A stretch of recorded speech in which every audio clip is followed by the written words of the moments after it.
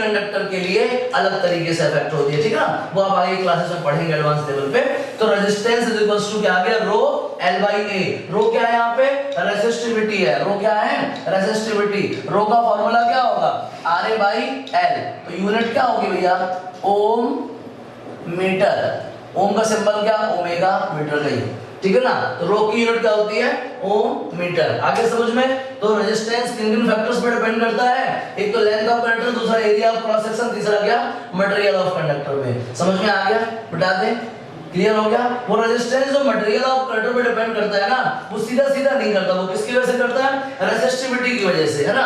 क्योंकि material of conductor पे कौन डिपेंड करता है, रेजिस्टिविटी। लेकिन रेजिस्टेंस क्या है, रेजिस्टिविटी की वजह से होता है। इसलिए R is equal to rho by LA होता है, रो इनटू LA होता है, L अपॉन A होता है। इसलिए अपन बोलते हैं कि रेजिस्टेंस भी क्या है, मटेरियल ऑफ कंडक्टर पे डिपेंड करता है। आई बात समझ में, डायरेक्टली नहीं करता बाकी, ठीक है। चलिए इसको नोट कर लीजिए। ये फॉर्मूला हो गया R is equal to rho L by A और ये इसका यूनिट हो गया ओम इनटू मीटर। चलो देखो आगे, जो चीजें अंडरलाइन करने को बोल रही है वो जरूर कर लिया करो, तुरंत कर लिया करो, है ना। चलो आगे बात करते हैं। Where rho is a constant of proportionality and is called electrical resistivity, बोल दिया पहले। अब the material of the conductor the SI unit of the resistivity is ohm meter, इसको ध्यान रखिएगा। SI unit of resistivity is क्या, ohm meter. It is a characteristic property of the material. It is the characteristic property of the क्या material. The metals and alloys have very low resistivity in the range of 10 raised to power minus 8. याद रखना, multiple choice से पूछ लेता है, ठीक है ना। The metals and alloys have very low resistivity in the range of 10 raised to power minus 8 ohm meter to 10 raised to power minus 6 ohm meter. They are good conductors of electricity. Insulators like rubber and glass have resistivity of the order of 10 raised to power 12 to 10 raised to power 17. Both the resistance and resistivity of material vary with temperature. बोला था ना मैंने कि resistance और resistivity दोनों temperature से affect होती हैं, ठीक है ना। आगे समझिए, टेबल 12.2 रिवेल्स इन दी है that the resistivity of an alloy is generally higher than that of the constituent metal, ठीक है ना। किसी भी alloy की रेजिस्टिविटी, है ना, उसको बनाने वाले मेटल से ज्यादा होती है। इसका मतलब है मेटल एलॉय के कंपैरिजन में ज्यादा कंडक्टिंग होते हैं, ठीक है ना। मेटल्स एलॉय के कंपैरिजन में ज्यादा कंडक्टिंग होते हैं, ठीक है ना। Alloys do not oxidise, burn radially at high temperatures. For this reason they are commonly used in electrical heating devices, ठीक है ना। क्या देखा आपने, एलॉय का मेनली यूज कहां करते हैं अपन, हीटिंग डिवाइसेस में करते हैं। हीटिंग डिवाइसेस हीटर है, वाटर गीजर है, टोस्टर है ना, इन चीजों में करते हैं इसका यूज, किसका, एलॉय का, ठीक है ना। एलॉय क्या जनरली ऑक्सीडाइज नहीं होते हैं, इसीलिए अपन उनका यूज कहां करते हैं, हीटिंग डिवाइसेस में करते हैं। Like electric iron, toaster, tungsten is used eight almost exclusively for filaments of bulb. आप फिलामेंट जानते हैं ना, जैसे देखो ना, ये जो अंदर बना रहता है ना, यही तो फिलामेंट है, ठीक है ना। ये बल्ब हो गया, ये जो अंदर बना रहता है ना, ये ऐसा वाला, ये कहलाता है फिलामेंट। ये काहे का बनता है, टंगस्टन का बनता है। काहे का बनता है, टंगस्टन का। ये भी ध्यान रखिए आप, tungsten is used almost exclusively for filaments of the electric bulbs, whereas copper and aluminium are generally used for the electrical transmission line. मतलब कंडक्टिंग वायर जो है जनरली कॉपर और एल्यूमिनियम की बनती है, ठीक है ना। ये चीजें जो छोटी छोटी चीजें को याद रखना पड़ेगा, क्योंकि मल्टीपल चॉइस से पूछ लेता है। यही पूछ लेगा भाई किसका रेजिस्टिविटी ज्यादा होता है ना। कंफ्यूज आते हैं अपन रेजिस्टिविटी और कंडक्टिंग में, है ना। जिसका रेजिस्टिविटी ज्यादा वो कम कंडक्टिंग, जिसका रेजिस्टिविटी कम वो ज्यादा कंडक्टिंग, ठीक है ना। पूछ ही लेता है मल्टीपल चॉइस में। चलो बताओ, जो फिलामेंट होता है बल्ब का, वो काहे से बनता है, लो टंगस्टन से बनता है, ठीक है ना। एलॉय का यूज मेनली किसमें करते हैं, इलेक्ट्रिकल अप्लायंसेस में, हीटिंग डिवाइसेस में करते हैं। किसमें करते हैं, हीटिंग डिवाइसेस में। इस तरीके से पूछ सकता है कि बताओ जो इंसुलेटर्स होते हैं उनकी रेंज क्या होती है रेजिस्टिविटी की, 10 raised to power 12 to 10 raised to power 17 ohm metre.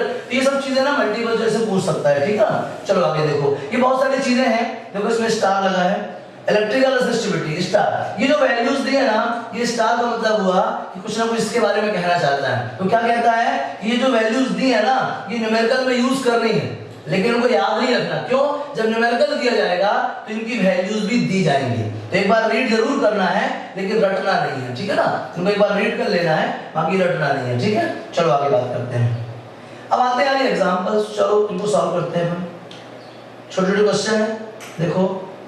How much current will an electric bulb draw from a 220 volt source. Same page है, सॉरी,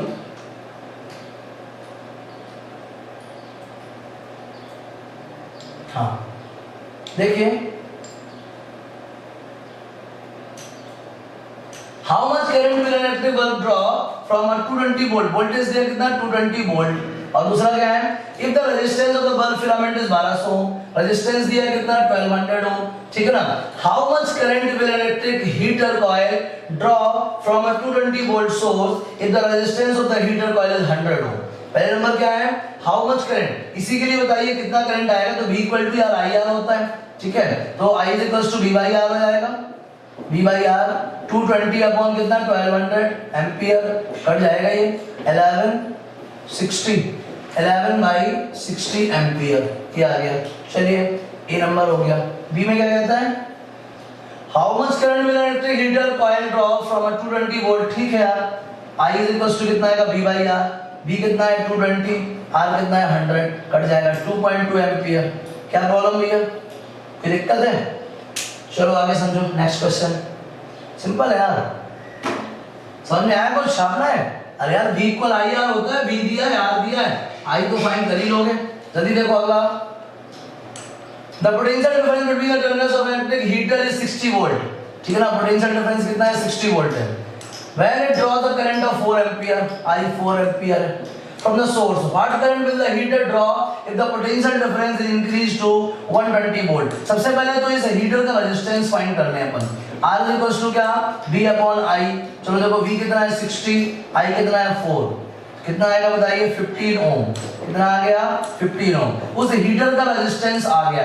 अब क्या बोलता है, what current will the heater draw if the potential difference, अब नया वाला potential difference, and now new battery of supply V is equals to 120 volt, then current I is equals to क्या आएगा बोलो, V by R, V कितना है 120, R कितना है 15, 15 8 120, कितना करंट आएगा भैया 8 एम्पियर, कितना करंट आएगा 8 एम्पियर। पहले ना हीटर एक ही है, उसमें जब 60 वोल्ट की बैटरी थी तो 4 एम्पियर करंट है, अगर बैटरी 120 वोल्ट की हो जाएगी तो कितने एम्पियर करंट, अगर कॉमनली बात करें 60 वोल्ट में 4 एम्पियर है तो 120 वोल्ट में कितना 8 एम्पियर, लेकिन अपन को सिस्टमैटिक करना है ना यार, ठीक है ना, तो 60 वोल्ट में अगर 4 एम्पियर है तो आखिर उस हीटर का रेजिस्टेंस कितना है फाइंड कर लिया मैंने। अब रेजिस्टेंस मालूम है, बैटरी मालूम है, करंट निकाल लो यार, I is equals to V by R, समझ में आ गया।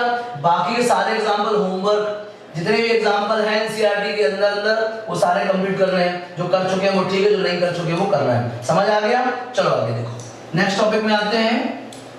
तो आपको फैक्टर्स अफेक्टिंग द रेजिस्टेंस तो समझ में आ गया होगा, लेंथ, एरिया एंड का मटेरियल ऑफ कंडक्टर। चलिए एग्जांपल्स नोटिस कीजिएगा, आगे देखिए, ये एग्जांपल्स काफी दिए हैं, इन टेक्स्ट में आ जाओ।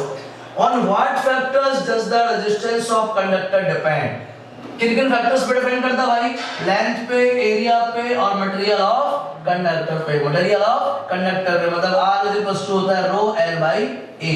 हालांकि ये रो वहां पे क्या था, प्रोपोर्शनैलिटी कांस्टेंट था, लेकिन इसको बोलते हैं क्या, यहाँ पर रेसिस्टिविटी बोलते हैं, क्या बोलते हैं, रेसिस्टिविटी। किस पे डिपेंड करता है ये, मटेरियल ऑफ कंडक्टर पे। दूसरा चीज, will current flow more easily through a thick wire or a thin wire of the same material when connected to the same source। भाई यार थिक वाले से ज्यादा आसानी से फ्लो होगा, थिन वाले से कम, क्योंकि current resistance inversely proportional to area, resistance inversely proportional to area. अगर एरिया ज्यादा होगा तो रेजिस्टेंस कम होगा, और रेजिस्टेंस ही तो परेशान करता है करंट को भाई। जब रेजिस्टेंस कम होगा तो करंट का फ्लो इजीली होगा। समझ में आ रहा है कि नहीं आ रहा है? हर एक बात आपको ध्यान रखनी है, एनसीईआरटी फील कराती है हर चीज, इजीली वर्ड यूज किया है। समझ रहे बात को? रेजिस्टेंस का डेफिनेशन क्या था? रेजिस्टेंस वो पैरामीटर है जो कंडक्टर के थ्रू फ्लो होने वाले करंट को रिस्ट्रिक्ट करता है, रेसिस्ट करता है, मतलब ऑब्स्ट्रक्शन क्रिएट करता है, ठीक है ना। तो इन्हें क्या पूछा, बताओ थिक वायर से कंडक्शन आसान होगा कि थिन वायर से? ऑब्वियसली यार resistance inversely proportional to area, मतलब अगर थिक वायर होगी तो रेजिस्टेंस डिक्रीज होगा, और अगर रेजिस्टेंस डिक्रीज होगा तो करंट क्या होगा, इजीली फ्लो होगा। बिल्कुल भैया, थिक वायर से इजीली फ्लो होगा। समझ आ गया सबको? चलिए आगे बात करते हैं। Let the resistances of an electrical component remains constant while the potential difference across the two ends of the component decreases to half of its former value, what change will occur in the current through it? Let the resistance of electric component remains constant. Resistance fix है. The potential difference across the two ends of the component decreases to half. देखिए V is equals to होता है IR. R अगर constant है तो V proportional to क्या होगा I, या I प्रोपोर्शनल टू क्या होगा V. अगर R कांस्टेंट है तो V प्रोपोर्शनल टू I या I प्रोपोर्शनल टू V. अगर V हाफ हो जाएगा तो I भी क्या हो जाएगा हाफ हो जाएगा. ठीक है ना. अगर V हाफ हो जाएगा तो I. इसको ऐसे भी सॉल्व कर सकते हैं अपन. देखिए